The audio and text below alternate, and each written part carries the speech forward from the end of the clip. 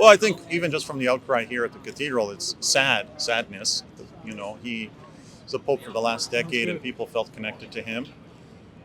So that's good in the sense that he connected with people, and obviously, the pain and the sorrow that we feel when someone passes is proportionate to the amount that we love them. So their sadness reflects the love they had for Pope Francis. Shock and sadness. I mean, we just saw him yesterday addressing the crowds at the Vatican, St. Peter's Square. He looked really fragile, and I didn't think he'd last that much longer, but it's still really shocked to wake up to this morning.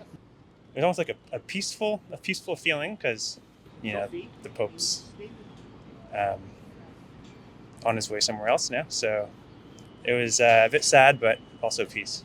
I think the world right now is caught off guard. I think it's surprised because again we were just coming off the joys of Easter and all the celebrations and seeing him yesterday thinking, oh, things look good, and then suddenly hearing the news, especially on again Easter Monday where most of us are off.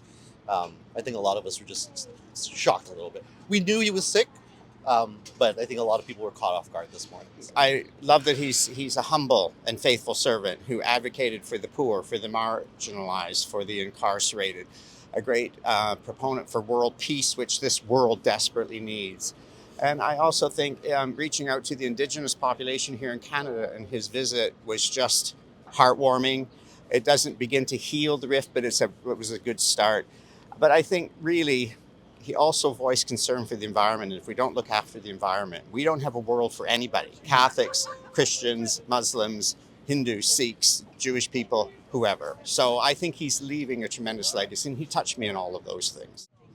Well, the first Pope's death since I've understood my faith more, and I feel at peace and happy in a strange way, in a good way, I think. And I think this is the peace you get from experiencing funerals, the tradition, understanding the faith, and what happens after death. So it's mourning, but it is a peace as well. Well, I think one of the beautiful things that he engaged in was on Holy Thursday he would go visit prisoners, and this past year, even though he was infirm, he went to go do it to be in solidarity with them. So he's a pope, I think, that went to the peripheries, went to the outskirts, went to those that maybe felt disenfranchised or disconnected. And his idea was, if enough of us gather with those that are on the margins, then we create community there. I mean, that's a beautiful image, and one that really affected me, challenged me here in my pastoral activity at the cathedral.